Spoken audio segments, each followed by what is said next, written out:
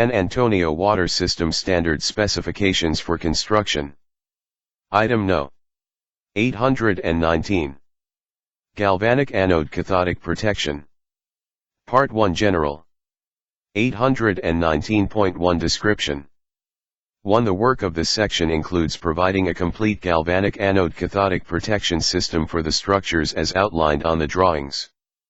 2. Electrical isolation of above structures from adjacent metallic structures, reinforcing steel structures of dissimilar metal, conduits, and all other metallic components that may impact the operation of the cathodic protection system. 3. Electrical bonding of all non-insulated, non-welded pipe or mechanical joints.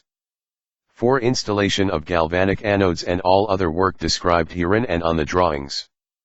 5. Testing of system during installation.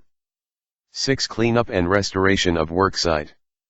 7. Testing of installation after installation and backfill, final system checkout.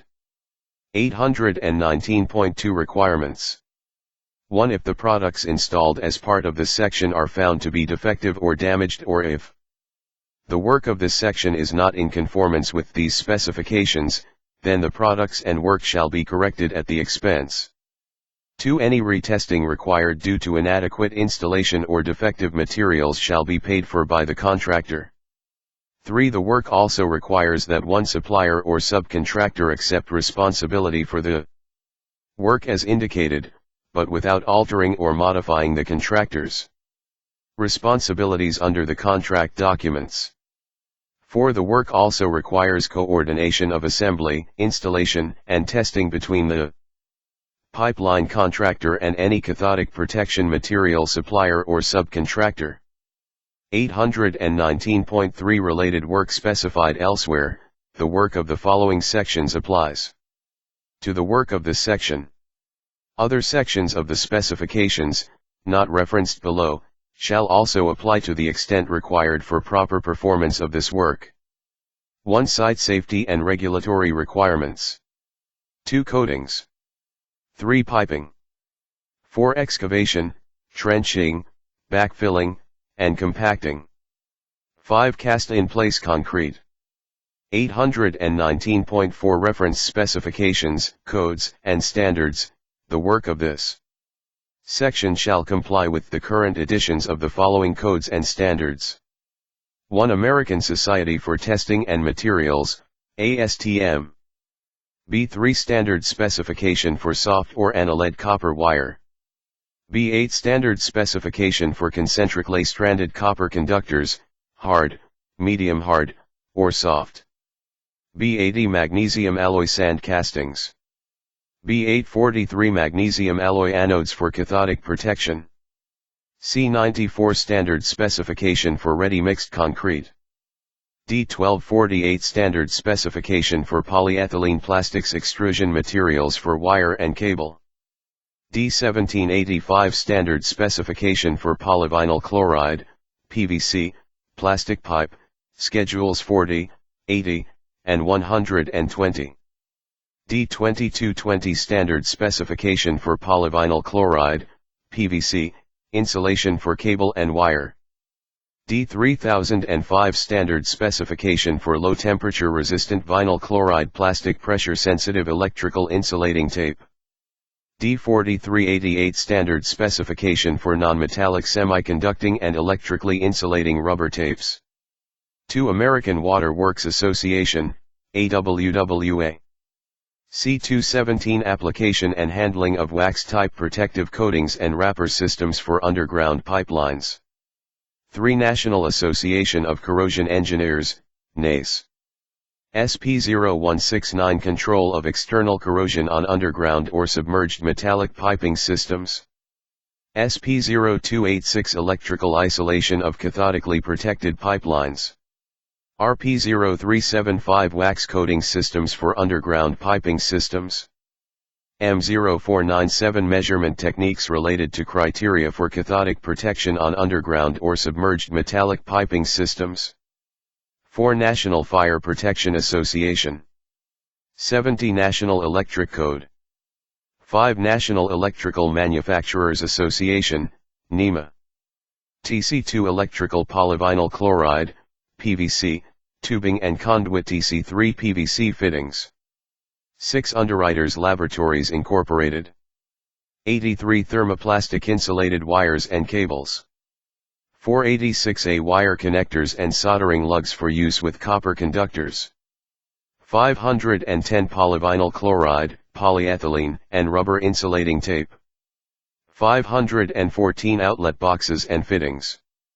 7 Whenever the drawings or these specifications require a higher degree of workmanship or better quality of material than indicated in the above codes and standards, the drawings and these specifications shall prevail. 819.5 General Requirements. 1. The plans indicate the general arrangement of the cathodic protection facilities to be constructed. Where no dimensions are indicated on the plans, the locations of cathodic protection test stations may be changed up to 15 feet without the approval of the engineer to avoid interference with other utilities and unforeseen obstacles. Where specific dimensions are shown on the plans, or where proposed changes are greater than 15 feet, written approval by the engineer is required. Where applicable, materials and equipment shall bear evidence of all approval and conform to the requirements of all applicable federal, state, and local laws, codes, and regulations. 819.6 Submittals. 1. The following shall be submitted to the engineer prior to any equipment installation. A. Qualifications of the corrosion engineer and corrosion technician. B. Proposed alternate installation methods, proposed alternate testing methods. C. Catalog cuts, bulletins, brochures, or data sheets for all materials specified herein.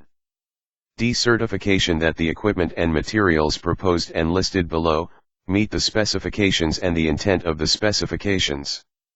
1. Magnesium anodes and lead wire. 2. Pipe lead, anode header and bond wire. 3. Connectors. 4. CP test stations. 5. Below-grade CP test boxes. 6. Pipe flange insulating kits. 7. Coating for buried pipe flanges and fittings. 8. Aluminothermic weld kits. 9. Weld coating. 10. Plastic warning tape. 11. Insulating putty. 12. Rubber splicing tape. 13. Electrical tape. E-schedule including the expected start date and planned completion date. 2. The following shall be submitted to the engineer after completion of the work. A. Wire connection testing. B. Insulating joint testing, before and after backfill. C. Casing insulator testing, before and after backfill. D. Joint bond testing, before and after backfill. E. System checkout report with certification by engineer stating that the testing criteria in these specifications have been met. F. Record drawings shall be submitted and approved by the engineer before the work is considered complete. 819.7 Quality Assurance. 1. The installation of the cathodic protection electrical components shall conform to the latest editions of the National Electrical Code, applicable local codes, and the standard practices of NACE International Standard Practice SP0169. 2. Provide all materials, equipment, labor, and supervision necessary for the completion of all installations and testing. 3. Obtain the services of a corrosion engineer to inspect and test the installation of the cathodic protection system. The corrosion engineer shall be a Texas-registered professional engineer and/or be certified by the National Association of Corrosion Engineers at the level of corrosion specialist or cathodic protection specialist, i.e. NACP Level 4. Such a person shall have not less than 5 years' experience inspecting and testing pipeline cathodic protection systems. 4. Obtain the services of a cathodic protection technician to inspect and test the installation of the cathodic protection system. The cathodic protection technician refers to a person certified by the National Association of Corrosion Engineers at the level of cathodic protection technician, i.e. NACP Level 2. Such a person shall have not less than 5 years' experience inspecting and testing pipeline cathodic protection systems. 5. Maintain record drawings for the cathodic protection system throughout the installation of the equipment. Properly identify all items of equipment and material. Show the exact locations of all buried wires, and CP test boxes using dimensional ties to existing structures or survey monuments. Part 2 Materials. 819.8 General. 1. Provide cathodic protection system materials and equipment that are new, undamaged, and in the original packaging marked with the name or trademark. The materials and equipment shall be of the latest standard design and shall be fully compatible to provide a complete and functional cathodic protection system. 819.9 Magnesium Anodes. 1. High potential magnesium anode alloy. Anodes shall be cast magnesium alloy ingots conforming to ASTM B843 as manufactured by the Dow Chemical Company, Federated Metals Company, Magnesium Corporation of America, or equal. The open circuit voltage of this alloy should be minimum 1.70 volt with respect to a copper sulfate reference electrode. The high potential magnesium alloy chemical composition shall be as shown below. 2. Special backfill cloth bag. Each magnesium anode shall be pre-packaged in a permeable cloth bag and backfill. The backfill grains shall be such that 100% is capable of passing through a 100 mesh screen. The backfill shall be firmly packed around the anode by mechanical vibration to a density that will maintain the magnesium ingot in the center of the bag surrounded on average by at least 1 inch of backfill. The backfill shall have the following composition. 3. Anode core. The anode shall be cast with a galvanized steel wire, strip, or rod core and shall be recessed at one end so that the core is accessible for the lead wire connection. 4. Anode lead wire connections. The lead wire shall be connected to the anode core with silver solder. The connection shall be mechanically secure before soldering and shall have at least 1-1/2 turns of wire at the connection. The connection shall be insulated by filling the remainder of the recess with electrical potting compound, unless otherwise shown on. 5. The plans. The anode lead wire shall be number 12 AWG stranded copper wire with black HMUP insulation. The anode wire shall be long enough to extend to the anode test box without any splices and provide for a minimum of 18 inches of slack within the test box. 6. Magnesium anode weight, alloy, total anode bag weight, and dimensions shall be as shown on the plans. 819.10 Pipe lead, anode header and bond wire. 1. Use stranded copper wire.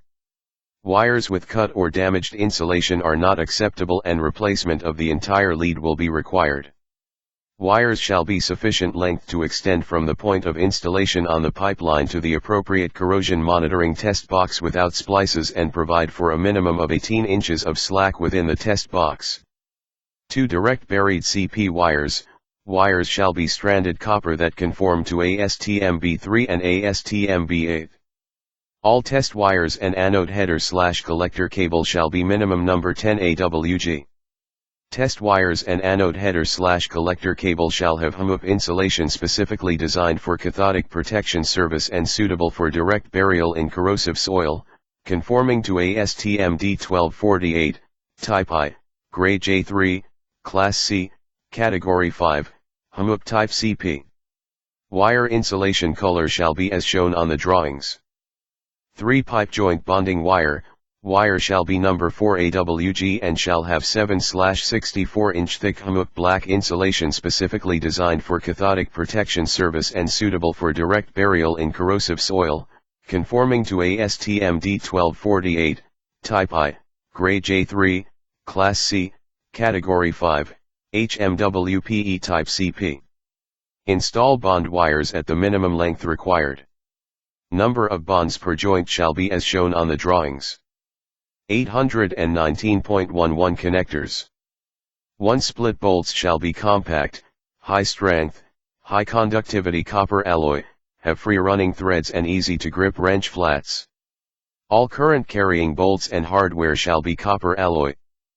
2. Cable connection lugs shall be constructed from high conductivity high strength copper alloy such as ILSCO type SLU, ILSCO type CP, or engineering approved equal. Cable connection lugs shall not have any aluminum or steel subcomponents. All current carrying bolts and hardware shall be copper alloy. 819.12 CP test stations. 1 Test stations shall not rust, corrode, shatter, peel, or absorb heat. Test stations shall be environmentally safe, resist attack from alkaline, acid, or organic compounds commonly found in soil and salt, herbicides, pesticides, and fertilizers. Test stations shall have dimensional and electrical stability from -20 degrees Fahrenheit to 175 degrees Fahrenheit and be stable under ultraviolet exposure. 2 Each CP test station shall include a cross-laminated phenolic terminal board with a minimum thickness of 1/4 inch. The terminal board shall contain individual lugs for each wire entering the test station or junction box. 3 Wire and cable identification markers. Provide a durable wire identification tag for each cable. Acceptable tags are military-grade heat-shrink labels with minimum dimensions of 1 inch width and 1/4 inch height. Print the labels per the job-specific identification legend on the drawings. 819.13 Anode shunts. 1. The shunt resistance shall be such that a 5 amp current causes a voltage drop of 50 mV, i.e. 0.010 ohms.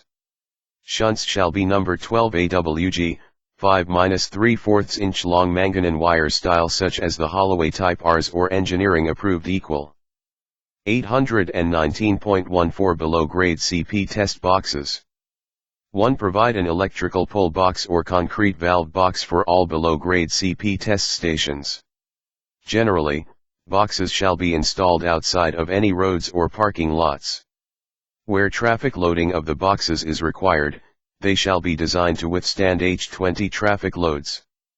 Boxes shall be a minimum of 10-3/8 inches inside diameter, 12 inches deep, and have a cast iron cover. Covers for test stations shall have the word CP test cast or welded thereon. Letters shall be minimum 3/4 inches tall and 1/4 inch raised from the surrounding flat area. Use Christie concrete products, G5, or engineering approved equal. 819.15 Pipe flange insulating KIT. 1. For purposes of this specification, the terms flange insulating and are used synonymously. 2. Pipe flange insulating kit materials shall be designated by the manufacturer as suitable for service at the operating temperatures and pressures specified in the piping specifications. 3. Flange insulating kits shall consist of a one-piece, full-face, insulating gasket, an insulating sleeve for each bolt, insulating washers, and steel washers. For nominal pipe diameters up to and including 36 inches, provide one insulating washer and one steel washer on each side of the flange. For nominal pipe diameters greater than 36 inches, the insulating washers shall be installed sandwiched between a pair of matching steel washers on each side of the flange. 4. Insulating gasket. Insulating gasket retainers shall be full face, type E, NEMA G10 epoxy glass retainers with a nitrile, butane, rectangular cross-section O-ring seal. Minimum total gasket thickness shall not be less than 1/8 inch. The gasket shall have the same outside diameter as the pipe flange. For cement mortar lined pipe, the diameter shall be 1 inch greater than the nominal pipe diameter. For epoxy lined pipe, the inside diameter shall be equal to the nominal pipe diameter. Dielectric strength shall be not less than 550 volts per mil, and compressive strength shall be not less than 50,000 psi. And date of manufacture shall be marked on both sides of the gasket with 2-inch tall letters. The gasket shall be installed within 6 months of the date of manufacture. Use Psi Linebacker insulating gasket or engineer approved equal. 5. Insulating sleeves. Provide full length, one piece, NEMA G10 epoxy glass insulating flange bolt sleeves. Dielectric strength shall be not less than 400 volts per mil. The length of the insulating sleeves shall provide an air gap between the end of the insulating sleeve and inside surface of the stud bolt nut with a tolerance of 1/32 inch minimum and 1/8 inch maximum. 6. Insulating washers. Insulating washers shall be NEMA G10 epoxy glass with a minimum thickness of 1/8 inch. Dielectric strength shall not be less than 550 volts per mil, and compressive strength shall not be less than 50,000 psi. The insulating inside diameter shall be sized to fit over the insulating outside diameter. 7. Provide minimum 1/8 inch thick steel washers for placement over the insulating washers. The inside and outside diameter of the steel washers shall match those of the insulating washers. The steel washers must be able to freely rotate around the insulating sleeve. Attention must be paid to the fit between the steel washers and the insulating sleeve in order to avoid the washers twisting the sleeves when the flange bolts are torqued. 8. Flanged coupling adapter. Provide additional insulating washers at the harness lug plates as shown on the drawings. 9. Provide 4 extra insulating sleeves and 8 extra insulating washers for each insulating flange upon successful inspection of the insulating flange. 819.16 Coating for buried pipe flanges and fittings. 1. Apply a wax tape coating system where shown on the drawings, which conforms to AWWAC 217 and consists of 3 parts: surface primer, wax tape, and outer covering. 2. The primer shall be a blend of petrolatum, plasticizer, and corrosion inhibitors having a paste-like consistency. It shall have a pour point of 100° F to 110° F and a flash point of 350° F. Use Trenton wax tape primer, or engineering approved equal. 3. The wax tape shall consist of a synthetic fiber felt, saturated with a blend of high-melt microcrystalline wax, solvents, and corrosion inhibitors, forming a tape coating that is easily formable over irregular surfaces and which firms up after application. The tape shall have a saturant pour point between 125° F and 130° F and a dielectric strength equal to a minimum of 100 volts per mil. Tape thickness shall be 70 mils to 90 mils in 6-inch wide rolls. Use Trenton No. 1 wax tape, or engineering approved equal. 4. The outer covering shall consist of 2 layers of a plastic wrapper. The plastic wrapper material shall consist of 3 10 mil thick clear polyvinylidene chloride, high-cling membranes wound together as a single sheet. Use Trenton Polyply, or engineering approved equal. 819.17 Aluminothermic weld kits. 1. Exothermic weld material shall be a mixture of copper oxide and aluminum, packaged by size in plastic tubes as shown in the plans. The materials shall be non-explosive and not subject to spontaneous ignition. 2. Exothermic weld material and accessories shall be Aeroco Products Incorporated, Thermo-Weld registered or engineering approved equal. Materials from different manufacturers shall not be mixed. 819.18 Weld coating. 1. Coating for all welds shall be a cold applied, fast drying mastic consisting of bituminous resin and solvents. The minimum percentage of solids shall be 80%. 819.19 Weld caps. 1. Weld caps shall be Royston Handy Cap, as manufactured by Royston Laboratories Incorporated. Thermite weld cap, as manufactured by Phillips Petroleum Co., or engineering approved equal. 819.20 Plastic warning tape. 1. Plastic warning tape for horizontal runs of buried leads in cable trenches shall be a minimum of 4 mils thick and 6 inches wide, inert yellow plastic film designed for prolonged use underground. The tape shall have the words, "Caution Cathodic Protection Cable" below, or similar, clearly visible in repeating patterns along its entire length. 819.21 Electrical insulation putty. 1. Electrical insulation putty shall be of non-corrosive mastic adhesive rated to 600 V, 32 to 176 degrees Fahrenheit. Putty shall be 3M Scotchfill electrical insulation putty or engineering approved equal. 819.22 Rubber splicing tape. 1. Rubber splicing tape shall meet the requirements of ASTM D4388 with a minimum thickness of 30 mils. Tape shall be Scotch brand linerless rubber splicing tape, model 130C, or approved equal. 819.23 Electrical tape. 1. Vinyl electrical tape shall meet the requirements of ASTM D3005 with a minimum thickness of 8.5 mils. Electrical tape shall be Scotch brand premium vinyl electrical tape, model Super 88 or approved equal. 819.24 Concrete. 1. Concrete used for cathodic protection test station installations shall be normal weight concrete, in accordance with Section 03300 cast-in-place concrete. Part 3 Execution. 819.25 Installation of magnesium anodes. 1. Install anodes at the approximate locations shown on the drawings. 2. If a minimum anode hole diameter is indicated on the drawings, it is only applicable to drilled anode holes. The anode holes may be drilled with auger equipment, hydro-excavated, rotary bit/drilling mud equipment, or the anodes may be installed by conventionally excavated deep trenches at the option of the contractor. Unless otherwise noted on the drawings, vertical anodes, in drilled holes, may also be installed horizontally, in deep trenches. If installed horizontally, the depth of the horizontal anodes shall be equal to the lower depth of the vertical anode specification. 3. Anodes shall not be dropped in the hole or lowered by the copper wire. A separate non-metallic support line shall be used to lower the anodes. The support line can be abandoned in place for each anode hole or retrieved with the use of a release line.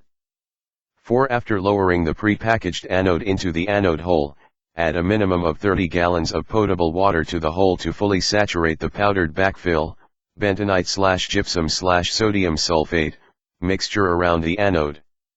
Allow a minimum of 30 minutes for the water to soak into the anode backfill mixture before backfilling the hole. 5. Backfill the anode hole with native soil in layers not exceeding 6 inches deep. Tamp each layer to remove voids. 6. Splice the anode leads onto anode header/collector cable using copper split bolt or crimp type connectors. Make splices waterproof by A. Smooth all irregular surfaces with electrical insulating putty. B. Apply 2 layers of half-lapped rubber splicing tape. C. Apply 2 layers of half-lapped vinyl electrical tape. 7. Trench the anode collector/header wires in 1 in diameter SCH40 PVC electrical conduit at a minimum of 2 feet depth to the corresponding anode test station, ATS, as shown on the drawings. 819.26 CP Test Station. 1. For purposes of this specification, the terms test protection test box, and test are used synonymously to refer to a group of test wires welded to a pipeline, casing, or tunnel which are trench-head to an electrical junction box, flush-mounted valve box, or flush-mounted meter box. 2. Construct test stations to enable periodic cathodic protection system monitoring. Unless otherwise shown on the plans, provide test stations at the following locations. A. Cased crossings. Provide a test station at all locations where cathodically protected pipelines run inside steel casings or steel reinforced tunnels to enable testing the integrity of electrical isolation between the pipeline and casing. Provide a pair of test wires welded to the pipeline and to the casing or tunnel. B. Insulated flange. Provide a test station for insulated flanges or flanged coupling adapters where specified on the drawings. Where insulated flanges are located inside vaults, flow control facilities, and pump stations, mount the test boxes on the exterior of these structures to enable cathodic protection monitoring without entering the structure. Provide a pair of test wires welded to the pipe on each side of the insulated flange, total 4 wires required. Test stations are not required at insulating flange installations at the booster station pump pad or the surge tank pad at Old Pearsall Road pump station. C. Magnesium anode. Provide anode test stations for all galvanic anode installations. Do not direct connect anodes to the pipelines. Construct anode test stations to enable monitoring of anode performance. Connect the anode header/collector cable, S, to a structure lead at the terminal board through a shunt to enable monitoring of protective current output. 3. All pipelines to be monitored with a test station shall have a minimum of 2 test wires welded to it. 4. Wherever possible, install test station boxes adjacent to vaults and other above-grade appurtenances. 5. Where flush-mounted test stations are specified for a pipeline in a paved street, install the test station boxes in areas away from traffic hazards, such as in medians or behind curbs. 6. Where flush-mounted test stations are specified, provide a minimum of 18 inches of slack in all test wires to enable them to be removed from the box during periodic CP system testing. 819.27 Wire-to-pipe connections on buried pipe. 1. Weld the CP test wires to pipelines at the nearest pipe joint to the pipeline station indicated on the drawings by either the exothermic welding or pin brazing process. 2. Install the cables with sufficient slack so that the cable insulation and conductors will not be damaged during the pipe backfilling process. 3. For dielectrically coated steel pipelines, cover the welded connection with a polyethylene weld cap. Seal all around the weld cap and any other areas of exposed steel with a bitumastic coating or a 2-part high-build fast-cure epoxy coating. 819.28 Wire-to-pipe connections on exposed pipe. 1. For wire-to-pipe connections inside vaults and other structures, exothermically weld the CP test wires to the pipe within 1 foot of the pipe wall penetration, on the interior side. The welded connections shall be positioned so that the wires do not interfere with the installation or removal of flange bolts. 2. Paint the exothermically welded connection with a coating that matches material and color of the surrounding pipe coating. 819.29 Exothermic welds.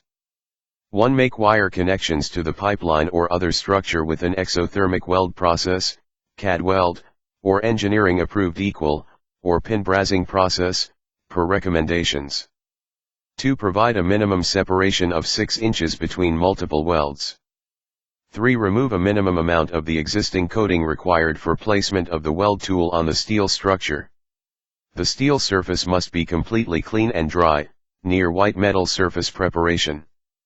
4. Test the weld integrity by striking it from the side with a 2-pound hammer. If the weld comes off, move away a minimum of 3 inches and repeat steps A through D. 5. After testing, apply weld coating. 819.30 Pipe joint bonding wires. 1. During installation of the pipe, electrically bond across all buried pipe joints which are not circumferentially welded as shown on the drawings. Install bond wires across buried or submerged metallic inline valves, flex couplings, bolted flanges, and fittings, except for insulated pipe flanges and monolithic insulating joints. Install bond wires using the minimum length required. For pipeline diameters less than 72 inches, a minimum of 3 number 4 AWG copper bond wires are required for each bonded joint. 819.31 Installation of insulating flange materials. 1. Install pipe flange insulating materials at the locations shown on the drawings. Install pipe flange insulating materials in accordance with the manufacturer's recommendations and NACE recommended practice SP0286, electrical isolation of cathodically protected pipelines. Particular attention shall be paid to properly aligning the flanges prior to inserting the insulating sleeves around flange bolts. Prevent moisture, soil, or other foreign matter from contacting any portion of the insulating joint prior to or during installation. If moisture, soil, or other foreign matter contacts any portion of the insulating joint, disassemble the entire joint, clean with a suitable solvent and dry prior to reassembling. Follow the manufacturer's recommendations regarding the torquing pattern of the bolts and the amount of torque to be used when installing the flange insulating kit. As required, use only non-conductive lubricants such as Husky 2000 lubricating paste and anti-seize compound, 3M Super 77 spray adhesive, and Tri-Flow aerosol lubricant with Teflon additive, on the flange bolts or other flange components. 819.32 Coating of buried pipe flanges and fittings. 1. Coat buried pipe flanges and fittings or elsewhere shown on the drawings with a wax tape coating system in accordance with AWWAC 217. The wax tape coating system shall extend over the adjacent pipe coating by a minimum 12 inches, or 18 inches away from the flange surface, whichever is greater. 2. The surfaces to receive the wax tape coating shall be clean and free of all dirt, grease, and other foreign material. Apply the primer by gloved hand or brush onto all exposed steel surfaces. Cut strips of wax tape and apply them by gloved hand around all bolts, nuts, and other irregular shapes so that there are no voids or spaces under the tape. Apply a sufficient amount of tape to completely encapsulate all exposed steel surfaces with a minimum wax tape thickness of 140 mils. Apply by hand 2 layers of polyvinylidene chloride, high-cling membrane sheet over the wax tape coating by tightly wrapping it around the pipe such that it adheres and conforms to the wax tape. Secure the plastic wrap to the pipe with adhesive tape. 819.33 Testing insulated pipe flanges. 1. The cathodic protection specialist, corrosion engineer, or corrosion technician shall test the electrical isolation effectiveness of each insulated pipe flange. The contractor shall provide written notice of this testing to the engineer a minimum of 2 days in advance. If the insulated pipe flange will be buried, it shall be tested for electrical isolation by the contractor before the wax tape coating is applied and before it is connected to the pipeline. At the option, SAWS may repeat this testing during or immediately after the installation of the insulating flange. Replace or repair any insulated 2 pipe flange that is determined not to be electrically effective. The effectiveness of insulating flanges shall be determined using the following test techniques in the order shown until one of the criteria is achieved or as otherwise directed by the engineer. A. Electrical potential difference test. Electrically bond the pipe on the vault or unburied side of the insulating flange to an electrical ground with a maximum resistance to remote soil of 5 ohms. If the pipe on both sides of the insulating flange is mechanically connected to a minimum 50 feet of buried pipe, then the pipe does not need to be bonded to an electrical ground for this test. Measure the CP potential of the pipe on both sides of the insulating flange using a copper sulfate reference electrode. If the difference in CP potentials is greater than or engineering approved equal to 400 mV, the insulating flange is providing adequate electrical isolation. If this criterion is not met, perform the Nilsson 400 meter direct resistance test to verify the effectiveness of the insulating flange. B. Direct resistance test. Measure the electrical resistance across the insulated flange using a 97 Hz square wave null balancing ohm meter such as the Model 400 Nilsson soil resistance meter and the 4-wire resistance technique. A standard handheld digital multi-test meters ohm meter circuit, e.g. Fluke 97 or Beckman HD 110, is not suitable for properly making these resistance measurements. Perform this test by connecting the NC1 terminals to one side of the insulating flange, using 2 wires, and then connecting the NC2 terminals to the other side of the insulating flange, using 2 additional wires. Use vice grips or temporary exothermic welds to make the wire connections to the flange or pipe. The criterion for a pipe filled with water is a minimum measurement of 5 ohms. The criterion for a dry or a partially filled pipe is a minimum measurement of 100 ohms. If none of the applicable criteria are met, perform the inductive ammeter direct resistance test to verify the effectiveness of the insulating flange. See inductive ammeter direct resistance test. Connect 2 separate wires via 2 separate connections to the pipe on both sides of the insulating flange. Use vice grips or temporary exothermic welds to make the wire connections. Use 2 pairs of test wires, one for current flow and one for voltage measurement. Using the first set of test wires, apply a minimum 12-volt DC electrical current across the insulating flange. Using the second set of test wires, measure the voltage across the insulating flange developed by the DC current flow. Use an inductive ammeter hoop, e.g. Swain hoop, clamped around the pipe immediately adjacent to the insulating flange to measure the change in DC current flow in the pipe, through the insulated flange. Calculate the electrical resistance across the insulating flange in ohms by dividing the change in DC volts by the change in DC amps, i.e. Ohm's law. The criterion for a pipe filled with water is a minimum measurement of 5 ohms. The criterion for a dry pipe is a minimum measurement of 100 ohms. If either of the applicable criteria is not met, perform the NACE insulating flange leakage test, per NACE SP0286, to verify the effectiveness of the insulating flange. D. NACE insulating flange leakage test. This test procedure shall conform to the leakage test described in the NACE standard SP0286, Section 8, Field Testing and Maintenance, Figure 12. The test current used shall be between 3 and 5 DC amps. The criterion for a pipe filled with water is a maximum electrical leakage value 10% of the test current. The criterion for a dry pipe is a electrical leakage value of 5% of the test current.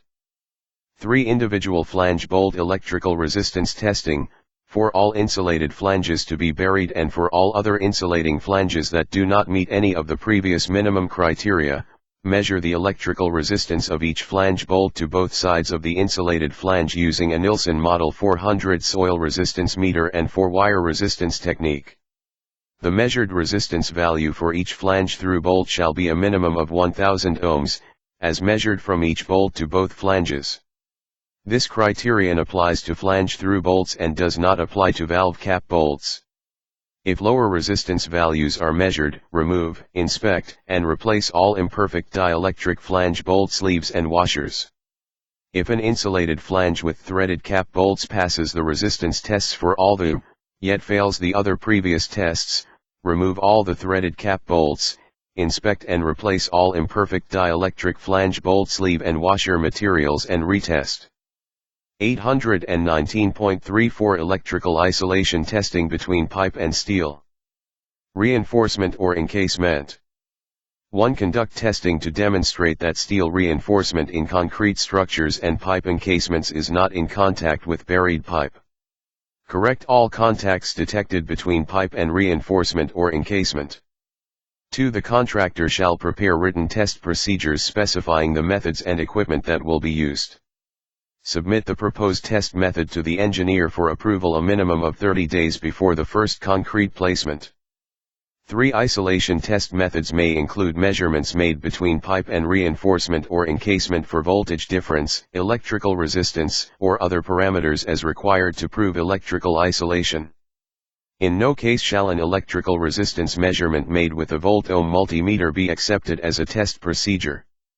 In the event of a question regarding the electrical isolation of the pipe, the engineer shall make the final determination. 4. Electrical isolation tests shall be conducted for each pipeline 1 day before placing concrete, the morning before concrete is placed, and immediately after the concrete is placed. The engineer will witness the electrical isolation test conducted before the concrete is poured. 819.35 Electrical continuity testing of pipe with bonded joints. 1. Conduct electrical continuity testing to demonstrate that all buried pipe joints, except insulated flanges, are either welded joints or have been electrically bonded across with number 4 AWG stranded copper bond cables. The contractor's cathodic protection technician shall conduct the tests. The engineer will witness the electrical continuity tests. The contractor shall demonstrate to the engineer's satisfaction that full electrical continuity has been achieved and shall make all required bond cable connections in the event that electrical continuity of the pipe is not achieved. 2. Perform electrical continuity tests at maximum spacings of 800 feet of pipe. Circulate a 12-volt electrical direct current through the pipeline. Use 2 pairs of test wires, one for current flow and one for voltage measurement. Measure the voltage difference developed by the DC current flow. Calculate the electrical resistance of the pipeline section in ohms using Ohm's law. The resistance test acceptance criterion is less than 150% of the calculated resistance value. The resistance value shall be calculated using the steel cross-section area of the pipe, its length, and consideration for the joint bond cables at each bonded joint. 3. If other electrical continuity test methods are proposed, the contractor shall prepare a written test procedure specifying the alternate method and equipment that will be used. A standard handheld digital multi-test meters ohm meter circuit, e.g. Fluke 87 or Beckman HD 110, is not suitable for properly making these measurements. Submit in writing the alternate proposed test method to the engineer for approval a minimum of 30 days before the pipe laying begins. 819.36 CP Test Station Testing. 1. Testing of completed welds. Wire weld connections shall be inspected prior to backfilling. At the engineer's direction, tests to verify the soundness of the welds shall be conducted by the contractor. Tests for this purpose shall consist of striking the weld nugget with a 2-pound hammer while steadily pulling on the wire. Note that the wire near the weld shall not be unnecessarily cold worked during installation or testing. Remove and re-weld any welds that break loose or show signs of separating, as determined by the engineer. 2. Wire identification. Provide the engineer 48 hours advance notice to verify that buried pipe lead wires and anode lead wires are properly identified with military-grade shrink tubing prior to backfilling the wires and the welded wire-to-pipe connections. 3. Structure wire and anode header/collector cable integrity tests. After the pipe is buried, the wire trenches are backfilled, and the cathodic test boxes are installed. The engineer shall test each set of structure lead wires for electrical continuity to the pipe.